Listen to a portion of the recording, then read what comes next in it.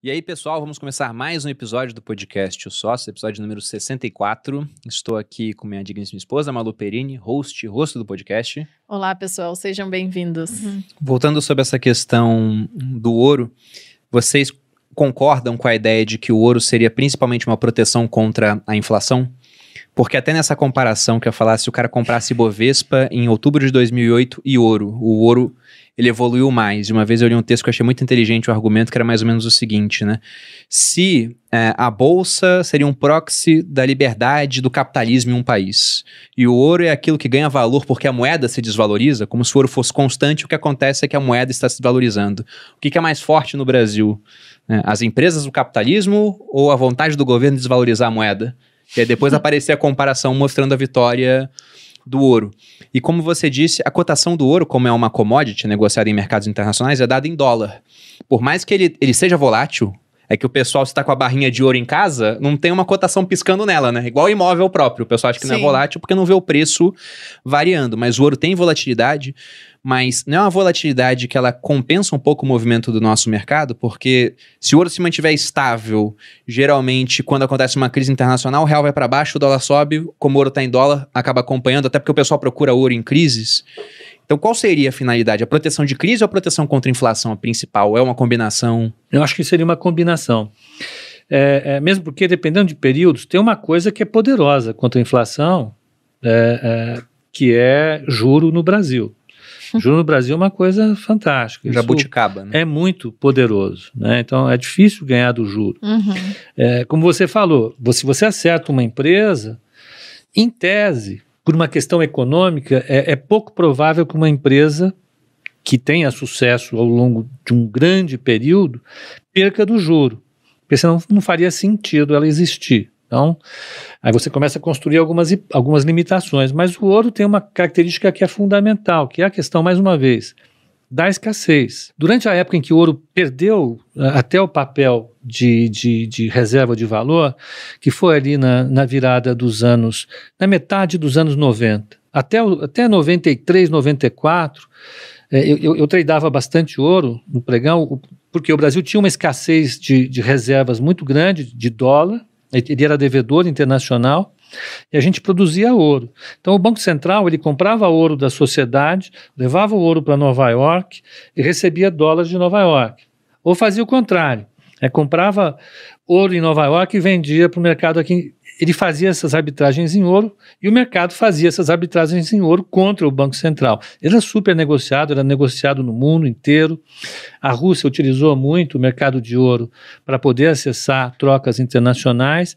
Ele foi perdendo essas características e foi uma época em que a maior parte dos do mercado falou que ele ia perder o grande papel que ele tinha no mercado financeiro internacional. Ele andou uns 8, 9 anos meio fora de moda, mas depois ele voltou com tudo. Ele veio e hoje ele tem uma grande negociação novamente. Então, levando isso em consideração, eu acho que no longo prazo, uma combinação dessas três coisas, né, títulos, empresas bem escolhidas e ouro, são uma boa escolha. Eu acho que seriam, dar tiro em morto, como fala o outro.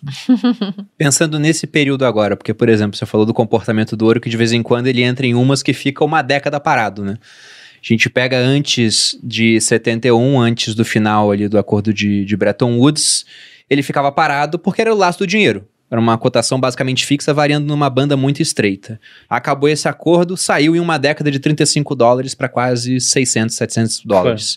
Aí depois, os juros subiram muito nos Estados Unidos. Aí, com juros altos, o pessoal começa a ver, vou ficar sentado em cima do ouro? Vende o ouro, pega o título público americano e começa a ganhar juros em dólar. Aí ficou parado anos 80, 90, aí depois explodiu. Bolha de 2001, bolha de 2008, o pessoal criando muita moeda, foi lá para cima.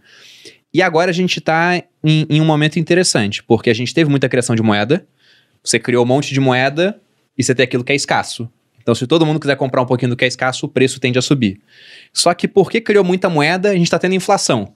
Estados Unidos com a maior inflação nos últimos 40 anos, batendo a casa dos 8%. Aqui a gente está com inflação de 10%. Você tem outros países com problemas inflacionários graves também. Então, a gente, ao mesmo tempo, teve muita criação, tem muita inflação. Só que a inflação puxa juros mais altos. O que isso vai ser do ouro agora? A gente está entrando num momento bom, Porque vamos ter inflação e os juros não vão conter? Ou vão subir os juros e o pessoal vai começar a vender ouro para comparar título público? Eu vou começar, depois eu passo para o especialista aqui, que ele conhece muito mais de macroeconomia. Eu sou um engenheiro, né? Então tem que tomar cuidado aqui quando eu falo sobre economia. Mas se for pegar no mercado financeiro, que se fosse uma democracia, os engenheiros ganhavam, viu? Porque o Só que tem engenheiro lá, é verdade. Só eu tenho 3 ali que enchem o... Então, assim, acho que de fato, e aí do ponto de vista global, dos Estados Unidos, porque o que caminha o preço do ouro é o dólar. É a expectativa de taxas real de juros. Isso, no fim, é o que é o maior fundamento de precificação de ouro, que são algumas variáveis, mas a que mais importante é a expectativa de taxa de juros reais. O que está acontecendo no mundo é uma combinação de fatores que talvez esteja retirando a flexibilidade do Fed em aumentar de forma significativa a taxa de juros real. Por que isso? Então você vê os países, os Estados Unidos, no seu maior endividamento desde a Segunda Guerra Mundial. Bateu 30 trilhões de dólares. Está entre os maiores, batendo recorde também de déficit fiscal. Aliás, 30 era o déficit ou era o endividamento? 30 era o endividamento, 30 trilhões. 30 trilhões é endividamento. Está no maior déficit fiscal da sua história e, ao mesmo tempo, com agora a questão geopolítica. Né? Essa guerra vai passar. Acho que tomara que passe rápido, né? Porque é muito desproporcional o poder de fogo de cada um. Agora, a mensagem é assim, meus amigos, mudou o mundo. Aquela paz, aquela globalização, né? Todos os benefícios da globalização, redução de custos, acabou. Cada um é melhor cuidar mais do seu país e aumentar mais gastos militares. A Alemanha já anunciou, os Estados Unidos vai aumentar toda... E eles vão ter que fazer isso no momento que está no maior déficit fiscal e no momento do maior endividamento. Como que você aumenta a taxa de juros real de forma significativa e ao mesmo tempo tem que aumentar gasto militar, você tem também que reduzir seu endividamento? Não é tão simples. Eu acho que o Pepa aqui pode explorar um pouco mais, mas eu não vejo hoje o Fed com essa flexibilidade de aumentar a taxa de juros real para conter a inflação. Tem outro ponto. Essa inflação está vindo não só pelo excesso veio até agora excesso de consumo, mas agora também está vindo pelo aumento dos custos. E você não combate a inflação com alta taxa de juros para reduzir o custo, é só na demanda que você acaba operando. E esse aumento dos custos está vindo, seja da pandemia, com todo o desabastecimento das cadeias, mas agora a gente vai ter um movimento reverso que teve na globalização, que foi todo mundo ganhando eficiência, gerando valor.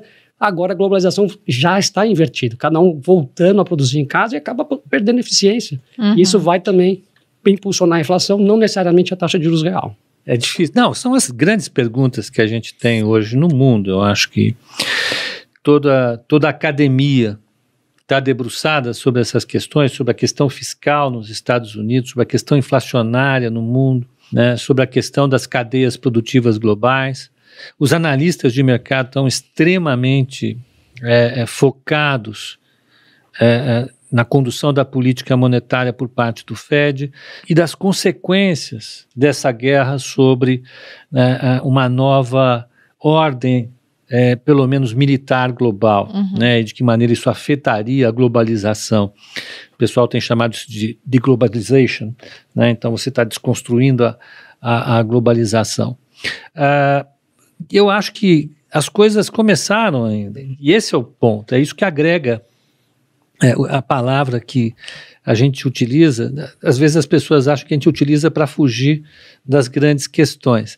Isso agrega muita incerteza e muita volatilidade, né? A gente não sabe exatamente quais serão as consequências de você ter uma inflação mais alta agora, inequivocamente mais alta. Só para voltar um pouquinho, até outubro do ano passado, até novembro do ano passado, todo mundo acreditava que a inflação tinha subido por conta da interrupção das cadeias globais de suprimento, né? Então, combustíveis, matérias-primas, implementos, tudo. Então, a inflação subiu e agora você vai ter um choque de oferta, num choque de oferta, como a oferta é reduzida e a demanda não tanto, você tem uma elevação de preços, depois que as coisas se normalizam, os preços caem.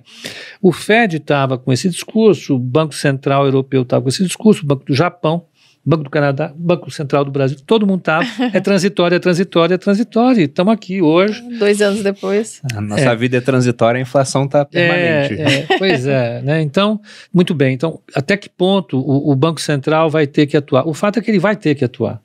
Ele está atuando, o Banco Central dos Estados Unidos está atuando, os outros bancos centrais vão ter que entrar nesse jogo, o Banco Central do Brasil entrou nesse jogo, e as taxas de juros reais, Isso você tem toda a razão.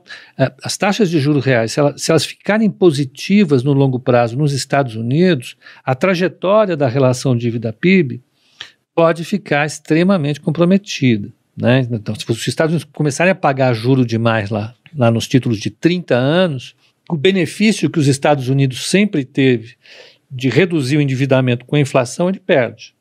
Né? Então, os Estados Unidos ganha muito em termos de dívida. Quando a inflação sobe, a dívida em termos reais cai. O endividamento com participação no PIB cai demais. E eles estavam contando com isso. Eu acho que eles ainda continuam contando com a redução da dívida por conta da inflação e depois eles vão conseguir estabilizar a inflação num patamar civilizado para eles, que é ao redor de 2%, 3%. Mas isso... Bem parecido com a gente, coisa... Só que não. Mas aí tem um monte de coisa atuando e o fato é que isso é suficiente para agregar muita volatilidade. Eu acho que isso só reafirma o que foi dito aqui, o ouro, ele passa a ser um componente interessante para você manter. Hoje as ações de grandes empresas globais cumprem esse papel também, né? Você tem uma Apple, uma Amazon, que são empresas que geram caixa sem parar o tempo todo, é coisa interessante, e ações de países como o Brasil, que tem uma economia altamente focada em commodities. É isso, tem muita incerteza. Dando assim talvez até simplificando um pouco, não sei se você entendeu toda a explicação, amor. Eu entendi. Mas as pessoas acham que não. Mas eu não sei explicar. Vamos retomar. É porque, por exemplo, o que a gente está discutindo aqui são juros reais.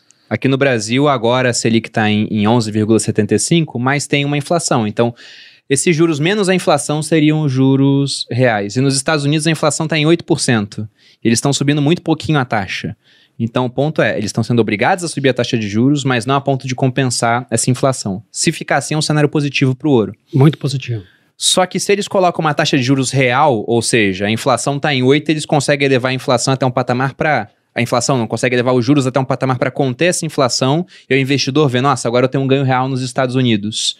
As pessoas migram para títulos públicos americanos, isso é negativo para outros ativos, inclusive para o ouro. A gente pode falar que os juros reais americanos são um grande inimigo do ouro. Isso. E o ponto é que também tem um custo em fazer isso. É um país altamente endividado, bateu os 30 trilhões em termos de dívida. E uma coisa é você emprestar dinheiro por juros baixos, né? Aliás, você pegar empréstimo por juros baixos, os juros que é inferior a 1%, enquanto tem uma inflação de 8%. É que nem, por exemplo, eu pegar dinheiro com você emprestado, você me empresta R$100, eu falo, no final do ano eu te dou 101. Só que R$101 no final do ano compram muito menos do que R$100 de agora. Uhum. Então, esse jogo de pegar emprestado por juros zero, às vezes, e deixar a inflação comer o valor do dinheiro, é bom, diminui a dívida real deles, embora em termos nominais, no nome, continue a mesma dívida. Eu fui abrir uma tabela aqui, que está no Paradigm Education, né? Uma empresa na qual a gente investe, de cripto. Está na tabela mostrando o impacto da inflação ao longo dos anos. Então, uma inflação de 10% ao longo de 7 anos reduz a dívida pública pela metade. Se você não tiver juros, né, naquela dívida, só o impacto da inflação. Uma inflação de 5% ao longo de um período de 7 anos reduz em uns 30 e pouco por cento. Uma inflação de 2% ao longo de um período de 7 anos reduz em quase 20% a dívida pública. Então, ter esse jogo de você pegar emprestado por um valor muito baixo e deixar a inflação comer solta, diminui dívida. Só que tem um impacto na vida das pessoas, né? A inflação deixa o preço de tudo mais alto. É muito bom para o país, mas exatamente. É um desastre para quem mora lá e para os investidores que não estão bem posicionados. E até por mais pobre, principalmente, muito né? ruim. Porque o preço de tudo aumentando no mercado, esse cara ele vai gastar o dinheiro dele em consumo. Então, ele é muito impactado no final das contas. Nós que vivemos, né? Eu nasci em 74, a década de 80 no Brasil, todos sabem quanto doloroso é uma inflação de 30%, 40%, que muitas vezes chegou não só ao ano, mas ao mês. Uhum. Isso é desastroso para um país. Não acho que vai voltar a ocorrer isso aí, mas mostra um pouco o quanto é importante as pessoas se protegerem e estarem atentas a esses movimentos. Bom,